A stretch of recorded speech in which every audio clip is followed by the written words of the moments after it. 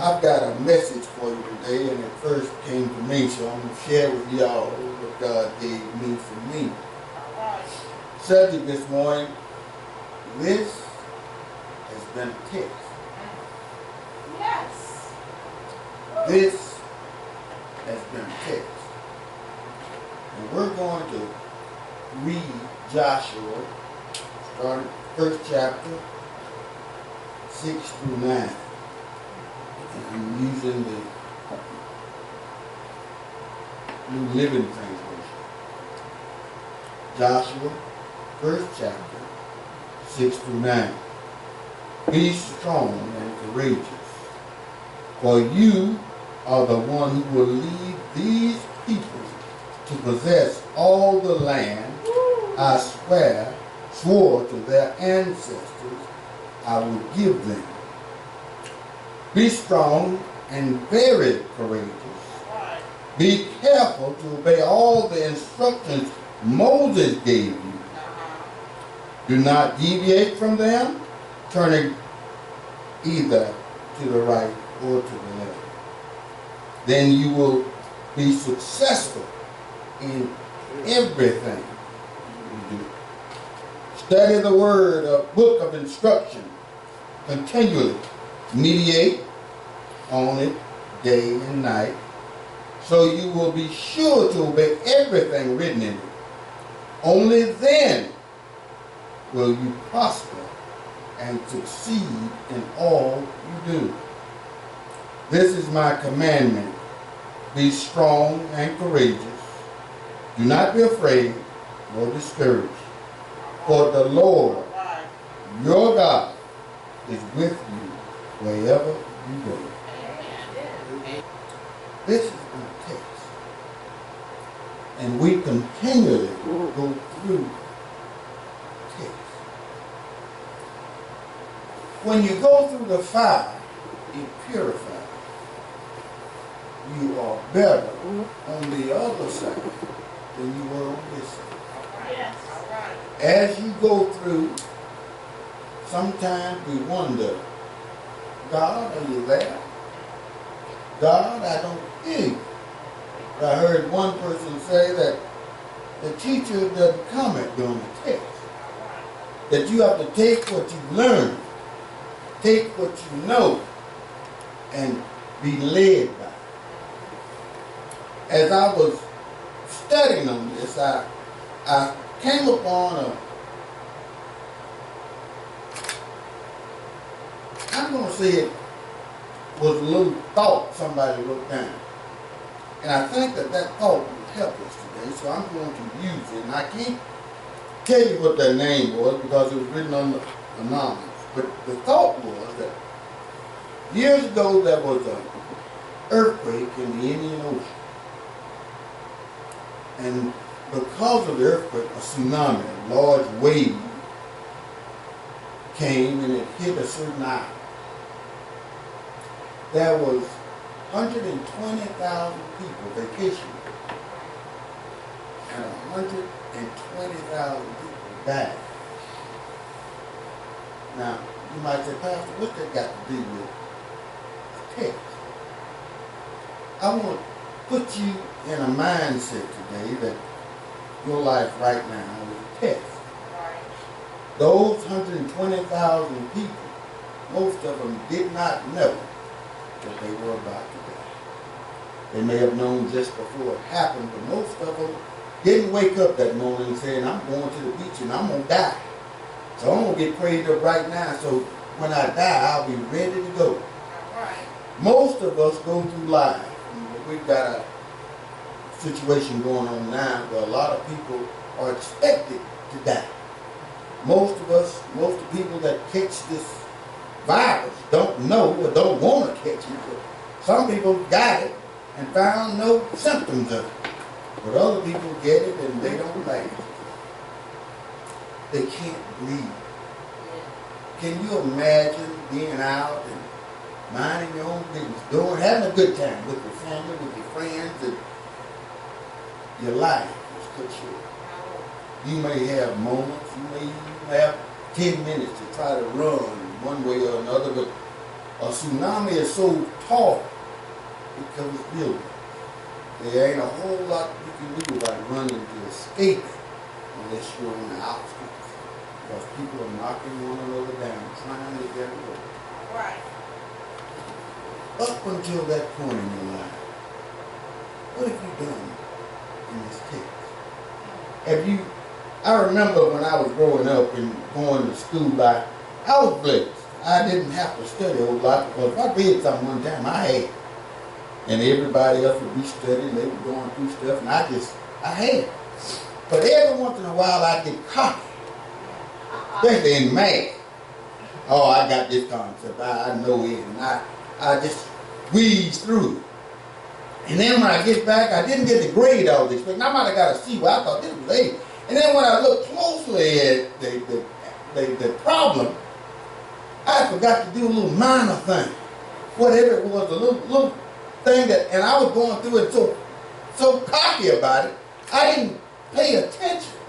And what brought this to my mind when I was studying was that was a little something on Facebook where somebody had 3 different things, you add those up, and there's 3 other things, you add those up, and then you subtract and multiply and all this kind of stuff. And at the end, they'd ask you what the answer was. And I did it the first time. Oh, this is easy. And I put the thing on there, and she said, Just look at it closer. I'm looking at it, and I'm like, this is easy. And I did it again. Look at it again. And then I looked at it, and the first thing they had was a pair of shoes. Well, when I looked down at the bottom of it, it was the last thing was a person with the shoes on. So I didn't add shoes into the equation, and I'm like, I should have known better. I should have known this, but I'm so cocky. See, that's when we go through life. We are so caught up in what we think we know and what we think we observe that we don't consult the teacher. We don't ask God to lead us and guide us. Take a minute and consult God about what's going on because I got this. Everybody else giving me wrong answers. What's wrong with it? Can't they add? Don't they know how to multiply? Don't they know that you're supposed to multiply what's in parentheses first before you? These people don't know. And then you look at it like, I fell into that trap. We go through life today, and as it said, we ought to consult God and everything. Because everything in life we do down here is a test to get us ready for up there. Now, if you aren't ready, when you get to that last minute, as I used to tell Mama, I'll get saved when I'm good and old and I've done all the running around that I think I can do. We don't know when our name is going to be called. We don't know when God is going to call us home. So we have to be ready at any moment. This is a test. This whole thing, your whole life has been a test. How you treat people, how people treat you is a test. One other thing that I stumbled on. We get into a situation where we want something. We desire something. At one point in my life, I wanted a job. And a certain job that I wanted, I had to go through an interview. Now, imagine this. There are several people up for a position. And a vice president calls you the night before and says, I need you in my office at 3 o'clock in the morning. Now, I want this job. This job is going to be cushy. It's going to be making twice as much money as I make in that. I want this job. 3 o'clock in the morning, I show up at his office. Well, there are 20 other people there. We waiting outside for 3 o'clock in the morning. 3 o'clock in the morning, people don't usually interview at 3 o'clock in the morning. Around 6 o'clock in the morning. 5 of them drifted back. This must be a mistake. I ain't know. I'm going home, go back to bed. So 5 of the 20 gone. By 7 o'clock in the morning, another 2 of them walked off. 8 o'clock in the morning, they come in the vice president.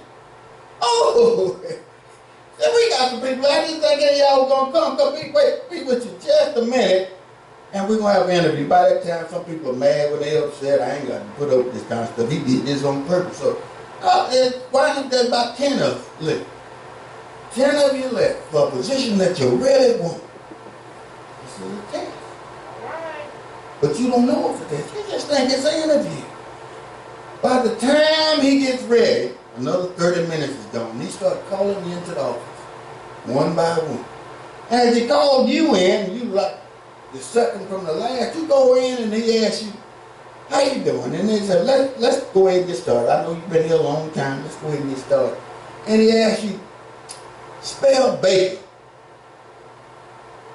It ain't got nothing to do with the job. Spell baker like B-A-K-E-R. Yeah, that's pretty good. Spell baker.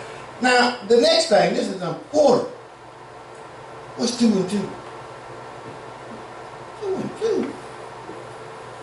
You think this is a joke, you think this is a riddle, something that's got to be, you tentatively said 2 and 2. 2 plus 2 is 4. That's good. That's good. Now, how did you get here this morning? What time did you get here? Knowing that I got here about 2:45. So you really want this job? Yeah. All right, you can go. You did good. As you leave, you see the other 2 people out there talking amongst themselves, like you was just doing a little while ago. This got to be crazy. What? They go in, and then by the time you arrive to get home, the vice president calls you. You did great on that test. I'm going to recommend to the board tomorrow morning, the first thing, that you be hired. I need you back here at 10 o'clock tomorrow morning on the board. So you go home, you try to figure out what's going on, and then you find out that the other 2 people got mad when they started asking these simple questions. They think it's a joke and they leave. So you're the only one that finished the interview. You're the only one that answered the questions. You're the only one that stayed there from 3 o'clock and finished the interview. So the next morning you go in, and the vice president's there, president, all the members of the board are there, and they ask you.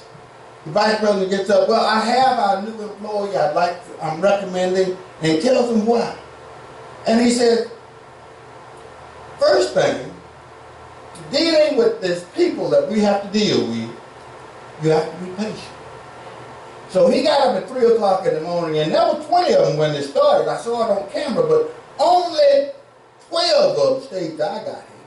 And then after that, only one, that's him, completed the interview. The people that we deal with are simple. Now I'm going to ask you some world-changing questions. They just want to know if you're willing to change their world. They just want to know if you care about things. They don't care how much you know until they know how much you care. He's the only one. And you're thinking, all I wanted was the job. All I wanted was the pay. And then you realize that it's about more than the job. It's about more than the pay. It's about doing what's expected. It's about doing work. And you know what the job was? Youth ministry. Youth ministry. Because the children you're going to deal with, they're not going to be there on time when you tell them to do it. One time in my job, we had a base softball team that we had kids that we worked with. They didn't come on time. Matter of fact, we went to pick them up and they still wasn't at home on time. They had no equipment. We had to buy the equipment for it. And then if you let them take it home, you wouldn't get it back. Because they done sold it, or they done gave it away, or they left it on the field somewhere. We deal with people like that. The church deals with people like that. But you know what else? God deals with you like that. God deals with you like that. Because you're late. You ain't on time. God tells you to go. You try to find every reason why not to go. God tells you to go pick up somebody. You're like, well, that person smells like this thing. Put them in my car before I put some plastic down or something. Y'all know how we are. We don't play by our cars now. We come on now. You know, last time I left my car, the shoes was muddy. I stayed all the way down there, had my carpet shampooed. Let me tell you what we're dealing with here. We're dealing with people who have little faith. And we who have a little bit more faith, have to give them a reason to want more faith. They have to find the Christ in you. Because this is a test, not only for them, but for you. Everything that you do, every aspect of your life has to deal with faith. And who do you put your trust in? I can put my trust in president, Congress. I can put my trust in my employee. I can put my trust in the mail to make sure I get that check on time. Or in these days, in Alabama Credit Union, when it's deposited automatic. Or I can trust God. Or I can trust God. If we go back to our Bible, we find that the 11th chapter of Hebrews talks about, I call it the faith chapter.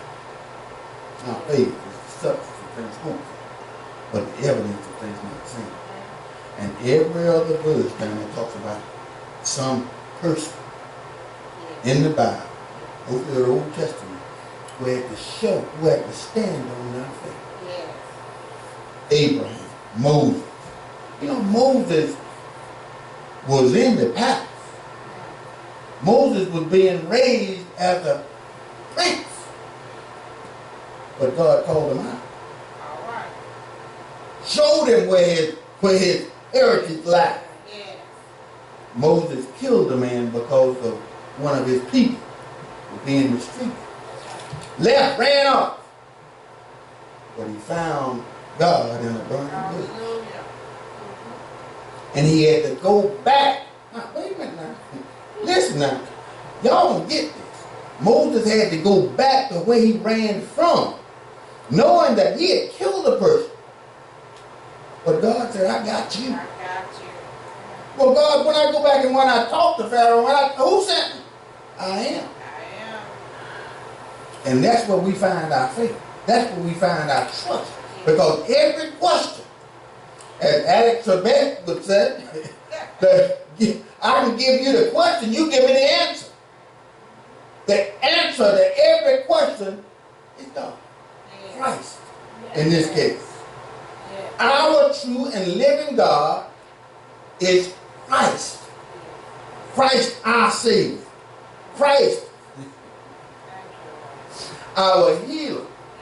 Christ our employer. Christ our all in all. The answer to every question that comes upon you in this text. But our problem is we see the text and we feel confident that most of them that I got this. I got this. I know what 2 plus 2 is. I know I spell bacon. I know that I'm the most qualified for this job. But I can tell you for my own personal experience, the most qualified don't get hired all the time. That's right. The person that finds favor in God. Yes. The person that finds favor in God. So you can go up and you can do what you think, what you believe to be right. The thing that you believe is going to put you in the best light. You can talk down somebody. You can tell people, he ain't no good, I need to do that. Or you can just say, God, here am I. Send me. God, here am I. Use me. See, we are going through a time that we hadn't been through before.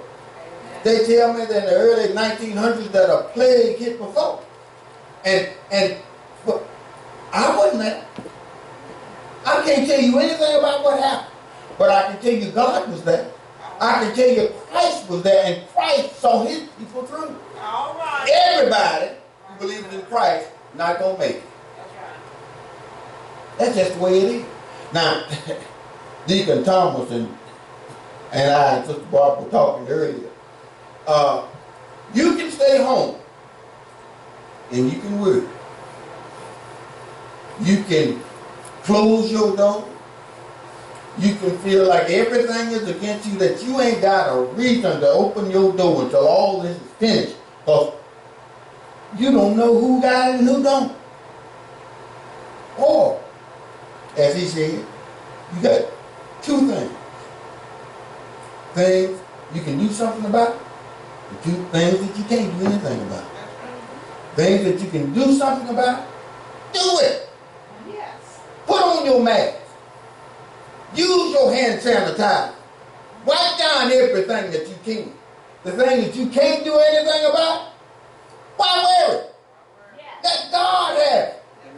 Christ said, I will never leave you nor forsake you. But you're failing the test because you think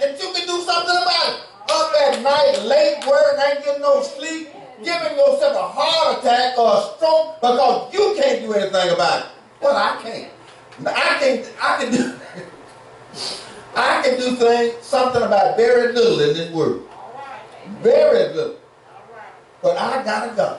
Yes. Yes. I remember when my children were young, I stayed up late at night worried about what they were doing, how they were out there, out of my sight, and what was going on with them. Until I got to the point where I turned them over to God. I can't do nothing with them, look, with them children of mine. I was about to say bad, but I can't do anything with them. I can tell them, I can threaten them, and I did that a whole lot. But my youngest one, she just took that as a challenge. Daddy be home at 12. 12 or 10, she come in, and out there a little bit later every time. Daddy, I'm going to take everything out of your room. You know you ain't got it. She go bringing me everything out of it. She bring me a TV, a radio. It just makes you mad. Because when she bring it out there, ain't nothing you can take from her. So, put that back in your room. I'll let you know if I want it. And then it came to me one time. I think I was in church. I was thinking about church. You can't do anything with that child. A teenager. And she was, y'all know I love my daughter and I've lost her, so I might cry. But when she was young, in the 6th grade, she was going from the 6th grade to the 7th grade. And the 7th grade was pretty bad. My wife and we moved in the county to a better school system. Well, all her friends were going to the one that we moved away from, so she couldn't go with it. And Lord, my next 2 years in that girl's school was a test. And I failed it miserably. She wouldn't do homework. Well, she'd do homework. She'd make me do it. We get up, I get home from working late, and she'd be up. I need you to help me with my homework. Your mama's been here the whole time. You know we ain't gonna get along. We'll be fighting. I need you to help me. So every night I help her with homework. Found out about 6 weeks later, Danny wouldn't turn in her homework. I'm up missing sleep, helping her with her homework. Mostly doing the last part of it because I got tired of her going around. And I went to the counselor's office. Danielle didn't turn in her homework. Wait. I know they ain't never doing homework because I'm helping her with it. I'm helping her with it. Called. They called up to the office, came up there. Danielle, you been turning your homework? No, sir. Woo! Help me, Lord. Where's your homework? It's in my locker. Why is it in your locker and you know? I don't have time to go back to my locker because between classes I ain't got no time to go all the way up to the hall H and get in and go back.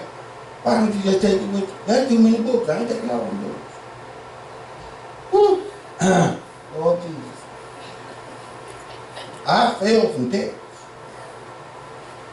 Yelling, screaming. I'm not in front of the counselor. She's a friend of ours right now on Facebook. Got the child passed now. We have that in common with her. Yell and scream, but nothing I did. Nothing. Would make things any better. At one point, I gave it back to the Lord. Lord, you gave it to me. Thank you. I'm giving it back. And nothing I can do. I yelled, I screamed, I prayed. Chilled. And almost like overnight.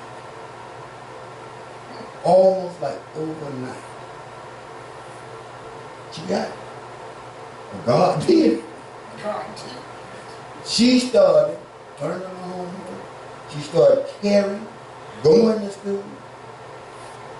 Was on the flag team, sometimes, I don't know what it was, but for the last 3 years she was in high school, she did great. And if the pastor, I'm a pastor, can fail these kids. All right. If the pastor has to count on God. Now it took me a while to get there, it took me a while to child. I saw my mom and my dad, mostly my mom, take their children and put all of them through school. Never had to worry about it because we knew Mama was going to whoop Betty Thompson. And if it ain't got bad, she gonna tell our dad. And we didn't want that. You know, but let me just get off 1 second. If my dad put me one time in my life, one time, and it was so bad, I remember to this day, that's all we had to. Because any other time your mom said, I'm going to tell your daddy when you got home, I went somewhere to come and sit down. Didn't want that no more. And it was Thomas's fault again, so let me throw that out there. We in the bed wrestling about who got the most cooking. I heard my mom say, Charlie, them boys fussing back there. He said, You ain't do nothing. Next time, Charlie, them boys tussling back there. Next time she said Charlie, looked up, and that Charlie was.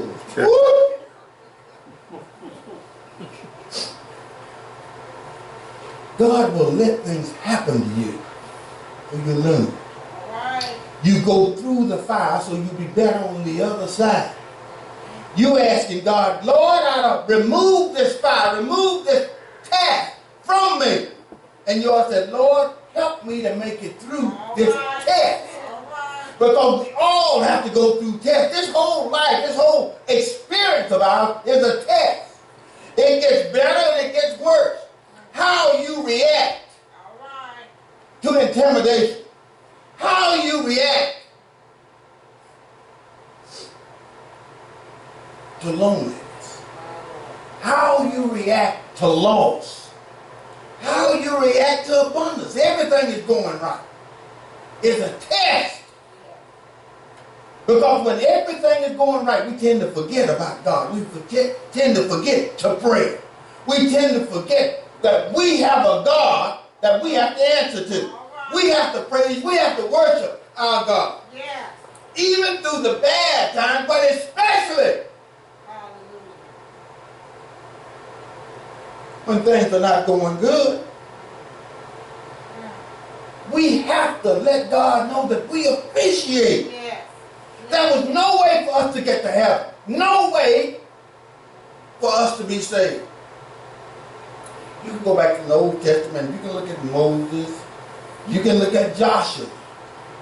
You can look at going through the Red Sea. You can look how God turned his anger on the children of Israel, but he always came back and forgave them. God allows things to happen to them, but he always got back and pulled them out the fire. Yes. Yes. Thank you. Look at your life.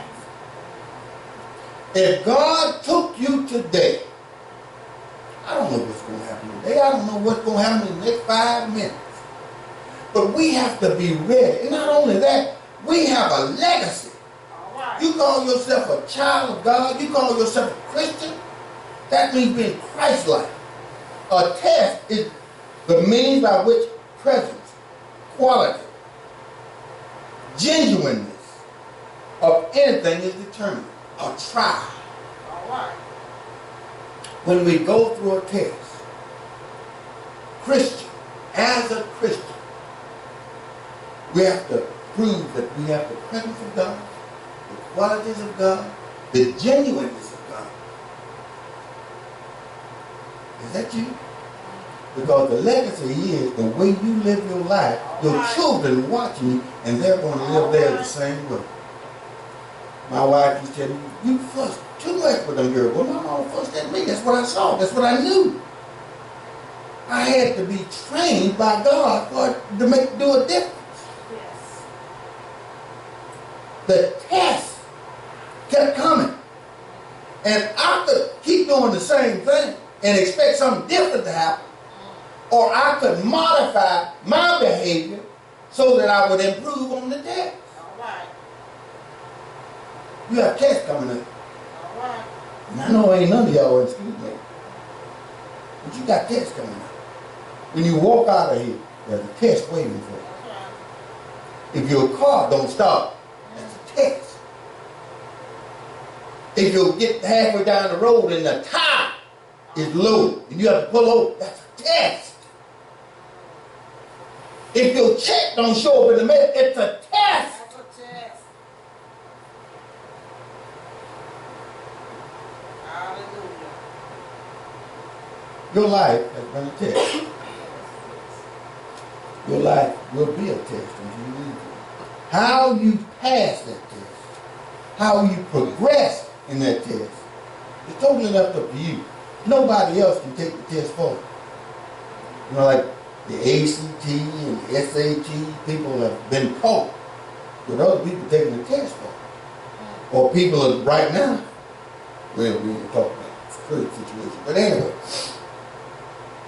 you can't buy your way into college. You can't buy your way into heaven. You can't work your way into heaven. You can't pay your way into heaven. Christ said, I stand at the door and knock. And you can open the door, I'll come in and I'll sup. Most of us don't want to sup with the Lord. We figure that if I read before Sunday school, if I read before church or Bible study, that's all I need to do. But that verse in that first chapter says that we are to continuously read the Word. Part of the text.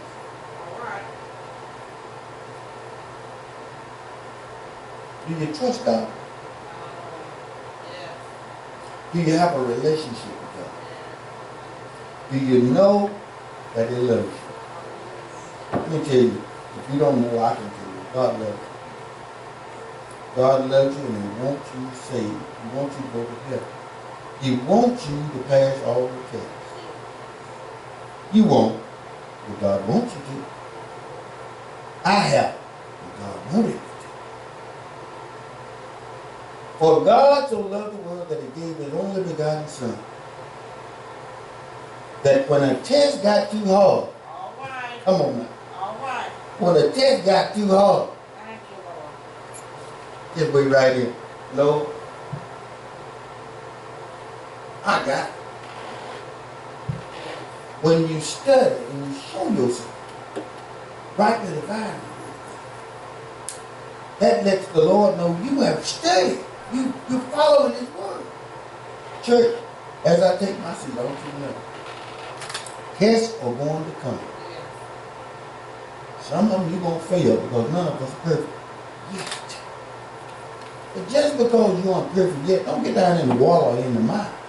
Don't wallow in the mud when you fail. Get up, get back in line, and find out where you went wrong. A test.